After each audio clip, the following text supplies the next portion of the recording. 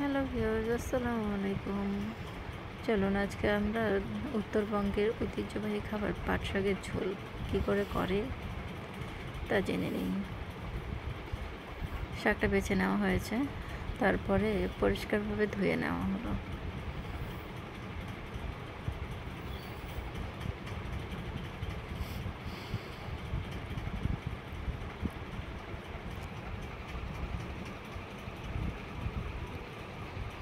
সেদ্ধ করার জন্য একটা পাত্রে পানি নেওয়া হয়েছে।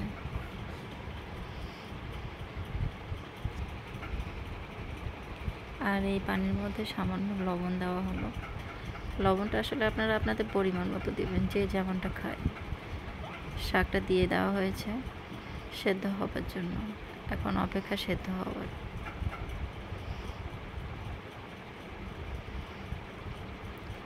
শাক সেদ্ধ হয়ে এসেছে, দেখুন। সেদ্ধ হওয়ার পরে বাগার বা তেলানি যে যেটাই বলেন দেওয়ার জন্য রসুন থেতলিয়ে নেওয়া হলো। সেদ্ধ শাক নামিয়ে নিয়ে সেই পাত্রের মধ্যে রসুন থেতলানো দেওয়া হলো এবং এই রসুন থেতলানো ভাজার জন্য যেটুকু পরিমাণ তেল প্রয়োজন সেই পরিমাণের তেল দিয়ে দিন।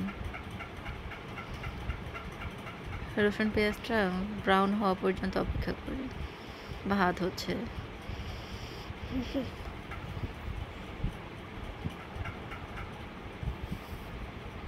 ব্রাউন হয়ে এসেছে, এখন আমরা এর মধ্যে শাকটা দিয়ে দেব।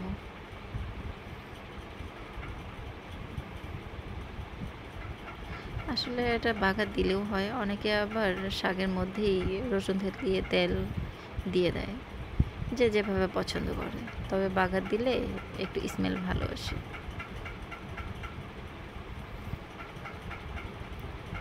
ব্যাস হয়ে গেল। তবে এই শাক আমাদের উত্তরবঙ্গের শীতল ভর্তা দিয়ে খেতে অনেক ভালো লাগে। শীতল ভর্তার রেসিপি পরবর্তীতে একদিন দিয়ে দেব।